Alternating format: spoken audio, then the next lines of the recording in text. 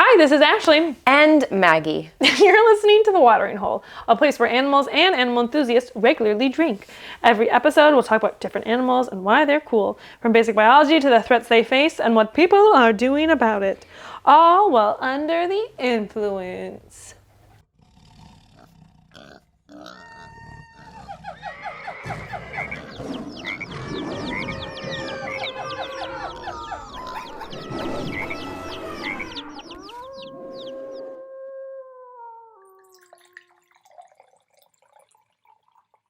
I really want to pour it from up here into my mouth. No. But have you seen where somebody holds it like this in their mouth? And then what? And then they lean back and the person behind, no, I'll show it to you. No. Listeners, you know what I'm talking about? It was like an Instagram, TikTok trend where I'm sure. people would Whoa. That people would just escalated shit all quickly. over the place. They would sit in a train on the floor and someone would hold the glass of wine in their mouth by the foot of the wine glass and then tip their head back to the other person. Wow. It was wild. But I do feel like these glasses are too big for them. And we shouldn't do that. No, you have to be really committed. You really got to commit to the bit. Because they would immediately laugh and it would go everywhere. I have seen some of those funny ones, though, where it's a line of people and then each person has a smaller box and they have to catch something really unwieldy or gross and then it just gets all over the person's face. I appreciate it. Speaking of gross, Maggie, what did you just find in my bathroom? I went into your bathroom just now and I was really interested to see if there was something still in there that you told me was in there. That what I told you was in there had been in there for at least a month and a half. It's not a turd. It's not a turd. I'm not that disgusting. Basically, probably 2 months ago at this point, there was a house centipede crawling around my bathroom floor. And so I grabbed a thing of toilet bowl cleaner and I killed it in the corner. Just smashed it with the toilet bowl cleaner. And then I left it there because it was behind the door. And you just didn't want to clean it. I have not cleaned it and I forgot about it. I also had people over right before Christmas. A bunch of people over and didn't realize. Didn't clean that. Again, it's behind the door. So the lesson is, if you come to Ashley's house, it might look clean. But there's dead centipedes everywhere. It's just disgusting. In my defense, I am a single person who, when I lived in Seattle... It was just a dirt ball? No, I don't close the door when I use the bathroom because I've lived by myself, and when I lived in Seattle... I had a sliding door that Ollie could open, so I never closed that door either. Mm-hmm. So I'm used to just going to the bathroom with the door open. Mm-hmm. And so with the door open, you cannot see the door. You can't see what's behind the door. So I forget. But I told Meg about this last week, so you'd think in that time I would be embarrassed enough to clean it up. No, and then I went to the bathroom right before she came over, and I was like, well, there's no point in cleaning it up now. Still gonna be there. We'll see if it's still there. Oh my gosh. But that's still there, and we're still here. Look at that. We are. We're here to talk about animals. I don't think the threats they face. And what people are doing about it. Oh. I love when shows or movies or podcasts incorporate the name of the whatever. Yeah. My favorite is in Arrested Development, I don't know, season 2 or 3. Uh-huh. One of the characters just says, it's just like Arrested Development. And then the narrator's like, hey, that's the name of this show. Or I know you and I both listen to Wait, Wait, Don't Tell Me. Uh-huh. And I have never Googled it, but I would love to hear it again because one time... Probably at this point 10 years ago, there was an episode with Mo Rocca, and he was trying to answer a question, and it was something he must have saved for its one-time use only. Yeah. And he couldn't answer it, and he's like, wait, don't tell me. And the way he executed it was so perfect, and everybody in the audience cheered. It's always such a good moment. I don't know, it's just, especially if it's really clever. If the microphones picked that up, I just want to apologize on behalf of my dog. Argos is over this conversation. He does not think it is nearly as cool because he probably doesn't watch television or listen to podcasts. He's constantly groaning like an old man who... The oldest. ...is trying to stand up after He sounds like Rip Van Winkle. He sounds like the trolls in The Hobbit that are like turned into like stone. Do they make that noise? I don't know if they do, but that's what I picture, like stone trolls coming to life. Like waking up after a long sleep. Yeah, like they haven't moved in thousands of years. Yeah, that's the noise my dog makes. Are you ready? I'm ready. I'm not gonna get it. Animal. Probably not gonna get it. I'm pretty excited about this animal. Ooh. Just because it's fun. Okay. It's fun. It was on. I have a running list of things that I want to do, and this one came up. So this is my clue. It's pretty simple. You may or may not get it, and if you don't, we'll move on. This animal is also known as the alien deer. The alien deer. Well, unfortunately, the first thing that came to mind is that really creepy disease that deer get that make them go insane and then like run in circles until they die. I'm not doing some kind of parasite or bacteria. Great, okay.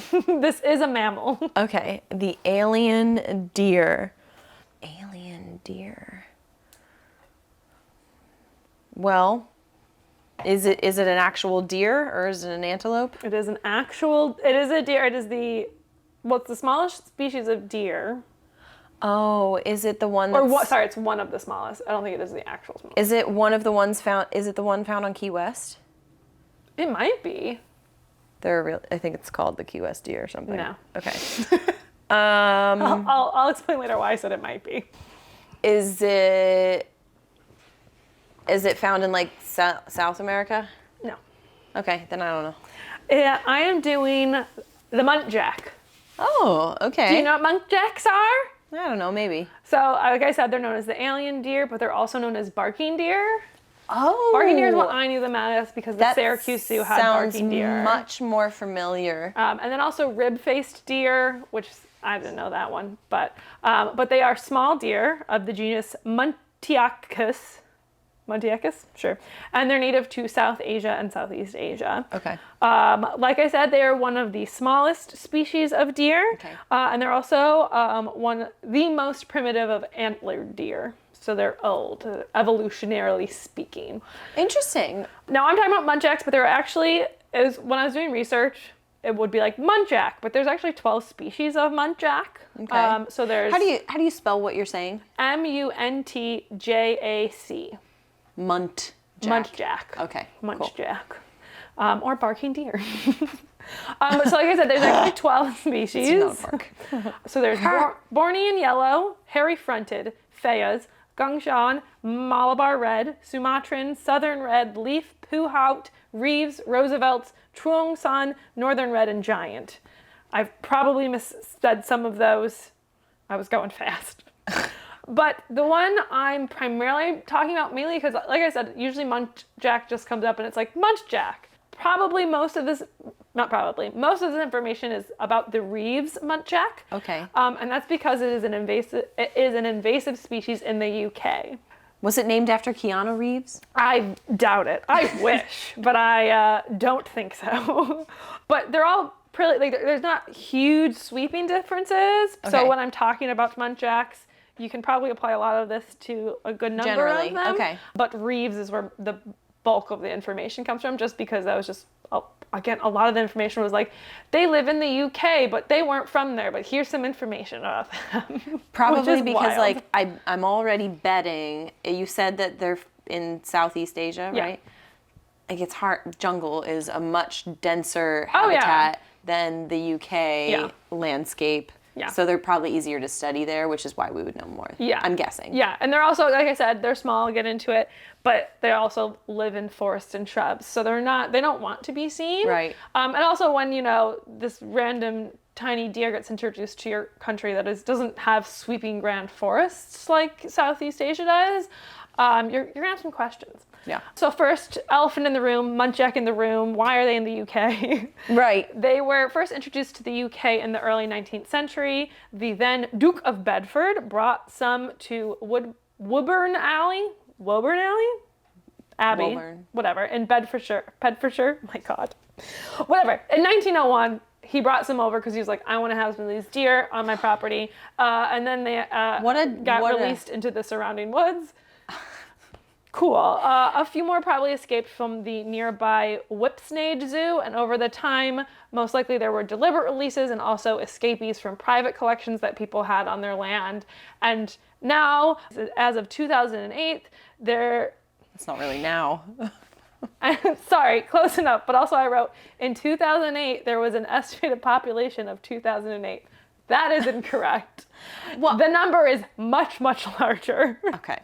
I do want to just quickly point out that this is such a stereotypical UK problem. This happened with beavers. A bunch of rich white people who previously had an empire spanning the whole globe were like, you know what? I would like to take this home with me. Yeah. As a souvenir. I want to have this on my land. And Brits. They get released. They're like, this is mine. Not really, but it's mine now. Yeah. So I said in 2008, there was a population of 2008. Wrong. 2008, there was a population of 104,000. That's different. Yeah, that's a lot more. So they're all over the place. Okay. In the UK. They're also in Ireland, and they were released on the Japanese archipelago. Oh. Again, places that they're not supposed to be. Yeah. But luckily they're not they're not super devastating compared to some other invasive species. So, right. Like I said, they're small. So they're not the smallest deer, but they are one of the smallest. So how small are they? Shoulder height, 17 to 21 inches. They're about 22 to 38 pounds. And yes, I checked. They are approximately Ollie-sized. Okay. So if you've ever seen a picture of my dog, Ollie, come here! Ollie is about the size of a muntjac. This is the second time we've wanted him to be used as a prop. As a prop. And he's not into it. Not into it. He's not into it. Also, when you said shoulder height, I was like, they're at my shoulder height? Oh my God, Ollie. What's wrong with you? He's like, I was sleeping. Oh, your breath, buddy. You got stinky breath. I still love you. Behold, the muntjac. They're also kind of like a russet brown, always a little bit redder, I'd say, but he's about the color of a muntjac. If you're watching the video on YouTube. Okay, Ollie. Why is his tail completely tucked He's under? like, why did you pick me up, Mom? Because you're the size of a muntjac. Oh my God. Oh my God, you got big old eyeballs like him too. He does look like a scared deer sometimes. Yeah, he really... Ollie, it's okay. My dog loves me, I swear to God. But yeah, so think of a small dog-sized deer. And that's a muntjac. Thank you, Ollie, for unwillingly participating. You can leave now if you really want. I know, but now he likes these pets. Right. Maybe I'll stay. So they have kind of a hunched appearance where their rumps are higher than their shoulders. I'd like to say not like Ollie. I'd say Ollie is pretty linear. Yeah. Straight back. They also have tiny hooves. So the hooves are 2 centimeters wide by 3 to 4 centimeters long. Centimeters. That's really little, which Ollie kind of has small paws. They're not that small. I do have small paws, yeah? I guess so. Well, hello. So yeah, they're little guys. What else do they look like? I wrote. What do they look like? So I said most are some shade of brown. He's kind of brownish. He's brown. And then they become a dull gray in winter. They got big old eyeballs. Big. Like I said, they're a deer. We know deer to have large eyeballs. They also have fangs. Ah, yeah. Okay. Yeah, or tusks. Yeah. So the males and females both have long canine teeth. So we all have canines. I personally also have fangs. They're just much smaller. That protrude from their top jaw, but they are usually on the outside, so like you can see them. Have I told you before that on dating apps, I've had people... Yes. I've had men, their first comment to me is, I love your fangs. And I'm like, I don't love this. Yeah. Like, is that supposed to make me really happy? I also like my fangs, but I don't think that's the first thing people are like, that's what I like about her. If that's what you're inclined to be your opening line about me, maybe pass. I'm over it. I'm over it. Because I'm not going to be into it. They got teeth. These teeth are not used for like defense. They're just primarily used for display and territorial scuffles to be like, hey, look at me, I got teeth. Another thing about them is that males have short antlers, but the base of the antlers, like a significant portion of it is covered with fur. And it just looks wild. Because it just looks like these like fur lumps and then like a little bit of antler. I'm imagining like some real rudimentary like fawn or satyr. Yeah, where you're like it's just too much fur going up. Yeah. I'm like I prefer more antler on my deer, I think, I guess. But also these long fur-covered bases are apparently called pedicles. Of course there's a name for it. Right? Of course. Well, it's funny, the like base of a tail of a beluga is called like the peduncle or something like that. The base of a beluga's tail? Yes. Is called a peduncle. Or something like that. I feel like a peduncle is almost sounds like a pediddle. What's a pediddle? A car with one headlight out. I didn't know that. You didn't? No. Did anybody else play that game when you were in high school? Pediddle, and then you gotta smack the roof of the car. Otherwise, if you don't, somebody else can punch you. All right, I got it. Peduncle. A stalk-like part by which an organ is attached to an animal's body or by which a barnacle or other sedentary animal is attached to a substrate. Peduncle. All right, anyway, back to muntjacs. I need to just quit out of this tab because it's the wrong one.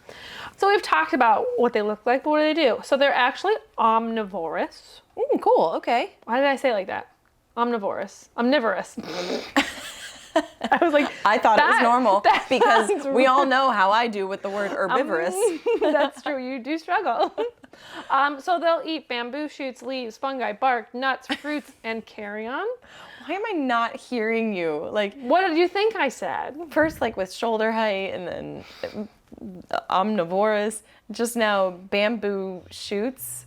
I don't know why. I wish I could hit. That's a thing. I know it certainly is, but I wish I could hit rewind and hear what I heard, because it was like bamboo shoots, as if like the bamboo is shooting.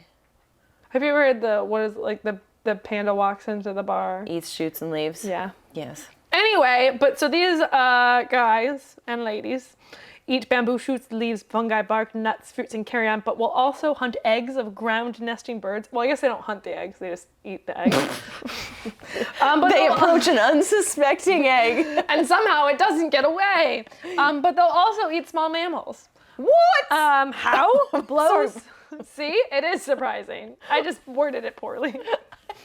Also, hang on. I want to go back to when you were listing your eats, shoots, and leaves things. Yeah. You ended it with carrion, as if that itself wasn't just a mind-blowing like fact, because they're eating rotting carcasses. meat. Yeah. But they don't have to work for it as much, I guess. But they also don't have to work for eggs. So, but yeah. It's a deer that eats meat, which is wild. It's a small fanged mammal that eats meat. Fangs, that's crazy. What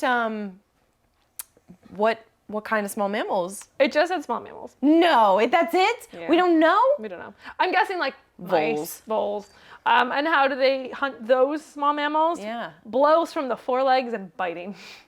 Just with its tiny little hooves. Here, I'll take that. They're just using their tiny little pen legs and taking down a vole. So you can find these guys and gals alone at dawn or dusk. What is dawn or dusk? When things are active, what does that mean? They are? Precocial? Nope, crepuscular. Precocial means they're well developed at birth. Argos even knew. It was one of the two. I was like, it's precocial. You were really confident. Honestly, that's the attitude we need to have in 2024. Just say it. Who cares if you're wrong? Oh, that's not the attitude we have in 2024. Too many people have that attitude. And they also, like I mentioned before, they primarily live in forests and shrubland. So they're hanging out alone in the woods. Can I help you, sir? Sorry, Argos is moving. Really noisy. All right, I mentioned barking deer. What does that mean? Hark. So it is just that. It is a distinctive barking call heard during mating or when they're provoked, scared. Kind of sounds like a small dog being stepped on. Yeah, would you like to hear it? Because I'm gonna pull up this video. Okay, well. That's gonna be the version Voyagers had. Please keep that. What? Okay, well, that was an ad. That was not the barking deer. Man, you weren't doing a chameleon. Could you imagine? Amazing. All right, this is it.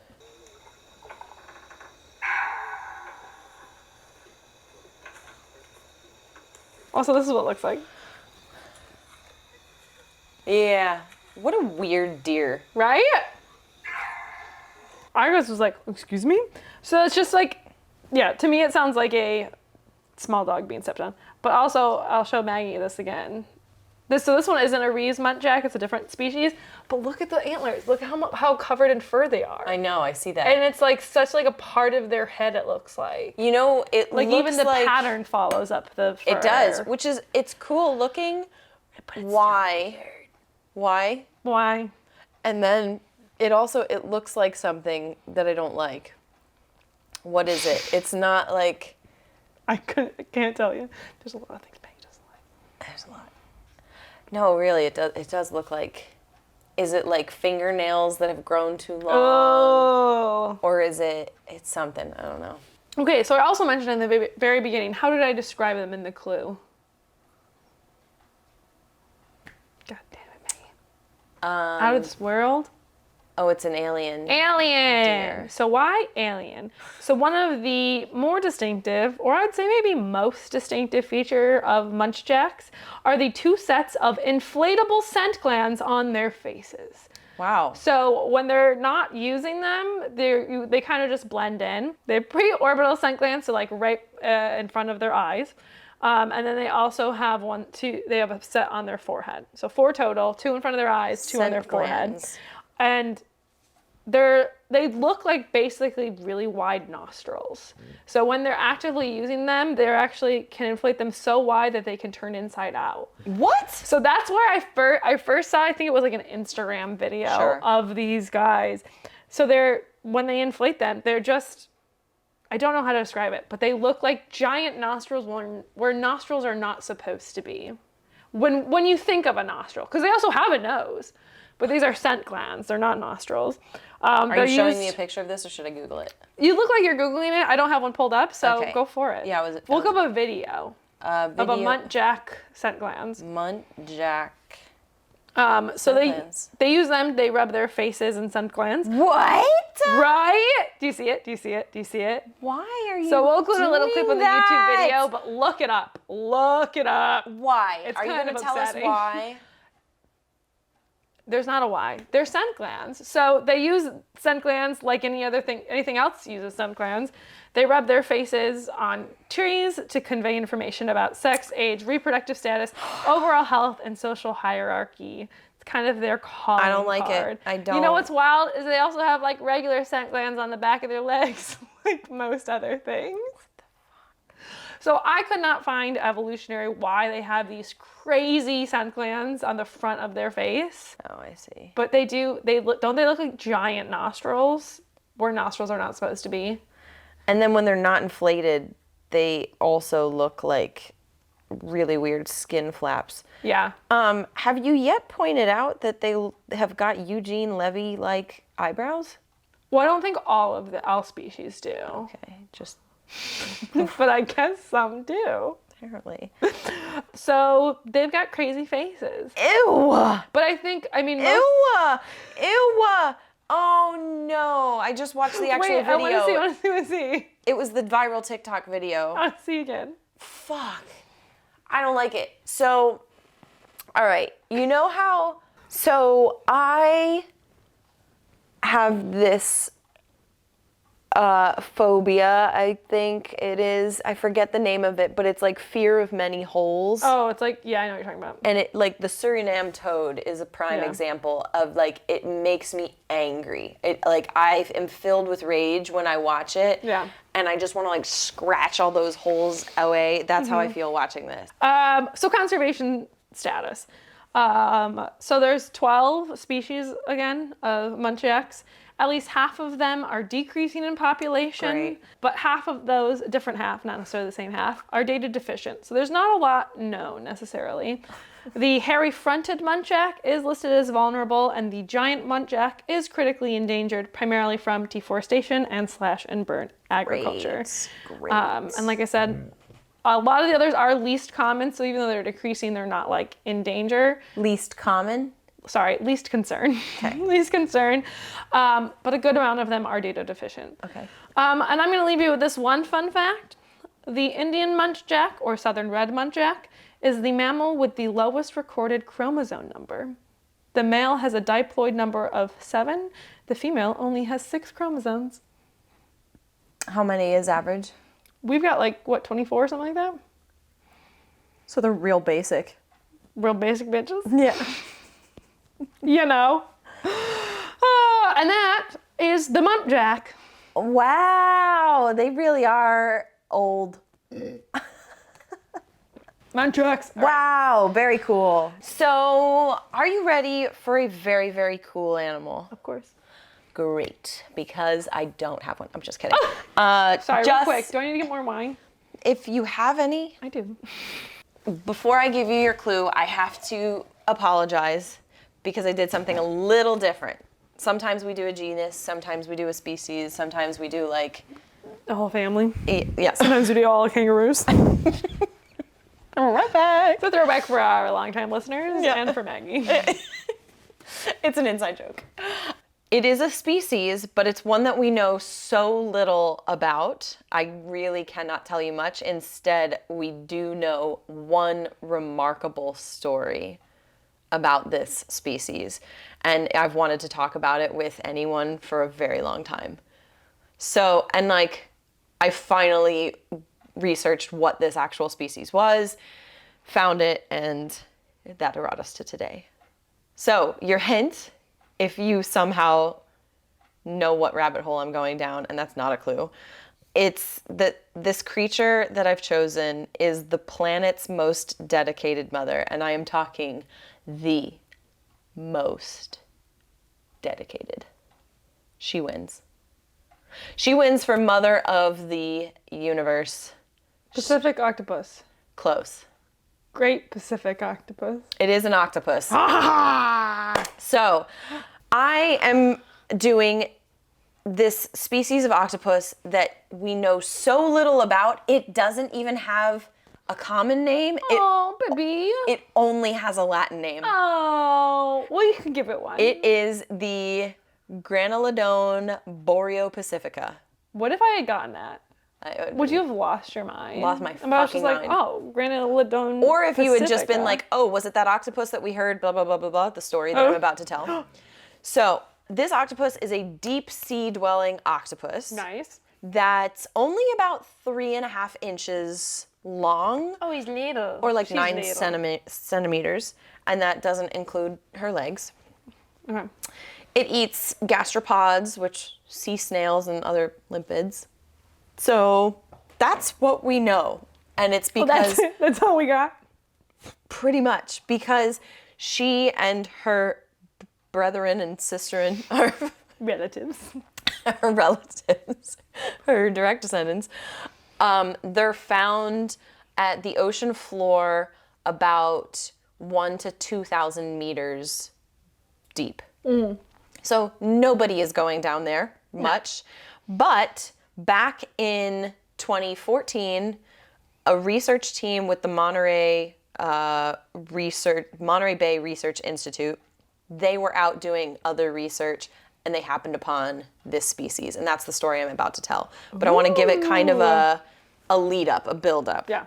So most octopuses that live near the surface of the ocean live relatively short lives, like 1 to 2 years. I'm vastly generalizing here, but 1 to 2 years. And then another key thing to know about octopuses, which is the correct plural of octopus, not octopi, is that females will breed only once, because once they breed, they stay over their clutch of eggs. They dedicate their body. They dedicate their body to protecting their eggs. What's it called?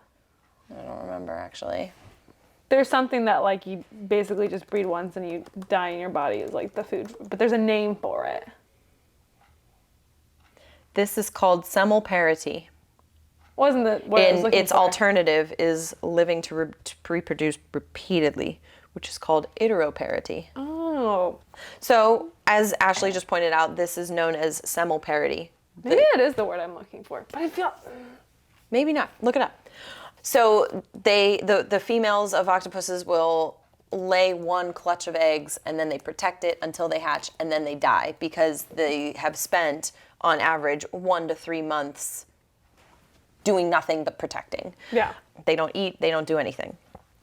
So in the deep sea, where things are cold and dark, things tend to move slower. And we're generally aware of that, you know, things move at a different pace down there.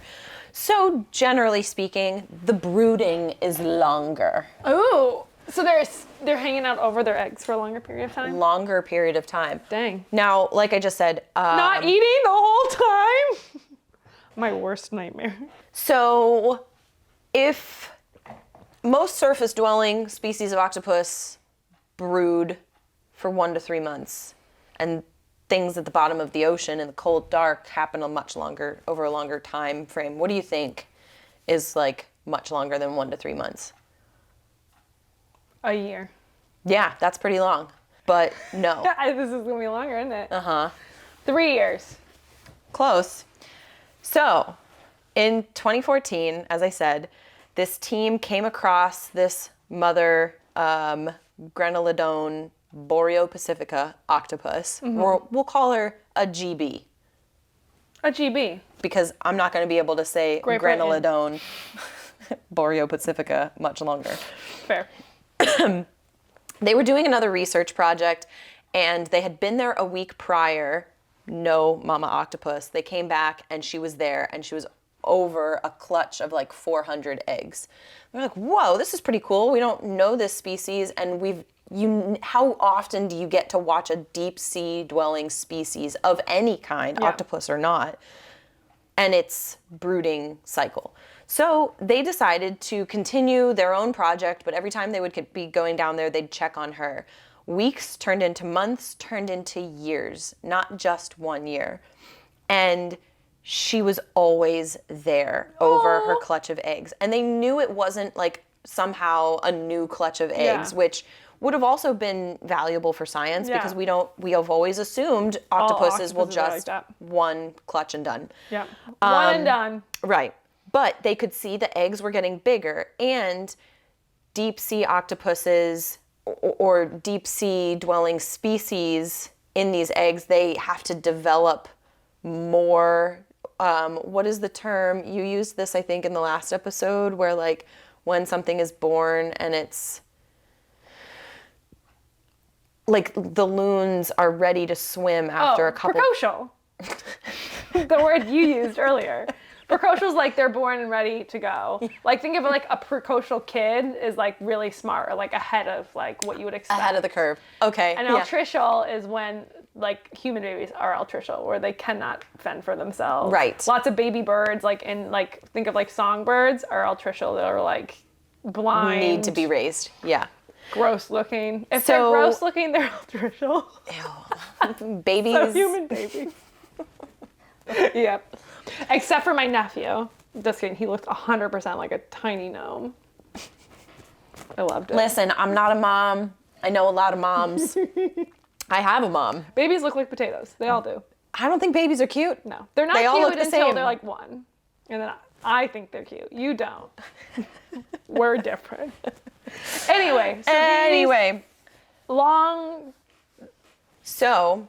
Takes a long time. Takes a long time. And so they could see that this mother octopus was still over the same clutch of eggs because the eggs were getting bigger. Yep. And again, they're learning that at the ocean floor where it's colder, like when you're born, you have to be ready to go. Yeah. You have to be precocial. Yeah. Otherwise, you're not going to survive. So how long is it going to take her and this clutch of eggs to actually hatch? Which is wild because like a lot of fish have like larval young that like I guess I don't actually know if they're technically altricial or precocial, because like the strategy of most fish is like lay a ton of eggs, lay 500, so maybe 6 will survive. Sea turtles too. Yeah. But didn't you just say though that they have 400 eggs? Yeah. So I guess I need to understand. I don't understand marine reproduction as much as I thought. But there's still, I mean, I'm jumping ahead, but when they were born, they were still pretty small. Oh, gotcha. So like could be predated on,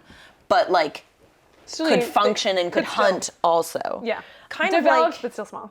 kind of like when alligators hatch, like they can start hunting for insects right away, frogs maybe, but like they're still small and can be predated on by other things.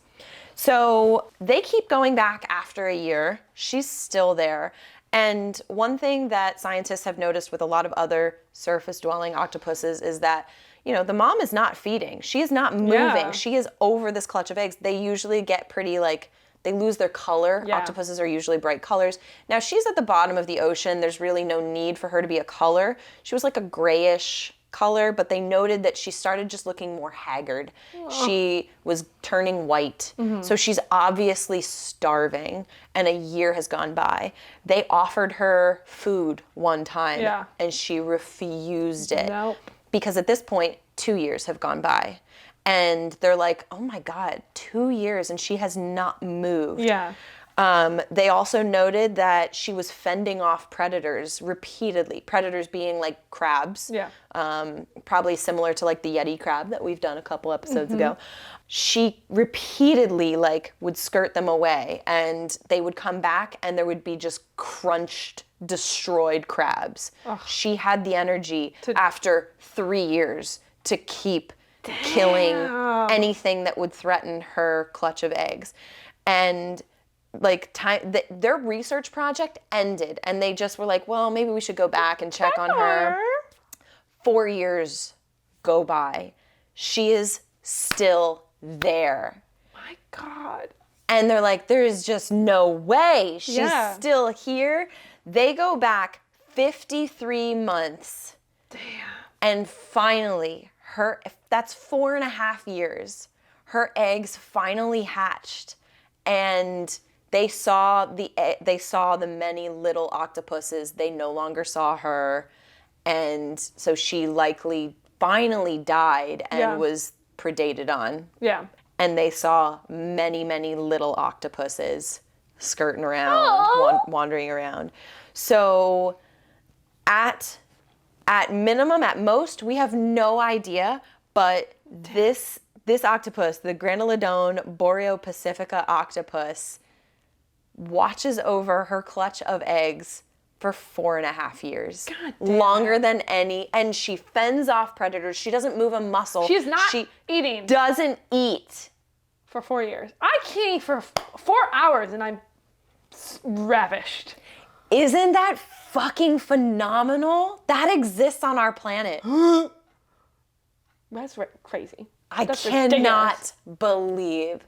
When I first heard this story, I was driving and I heard it on the radio, and I just was in absolute awe and total respect of this animal that exists on our planet, and we know nothing else about her, and she is what we know of the species. That's it.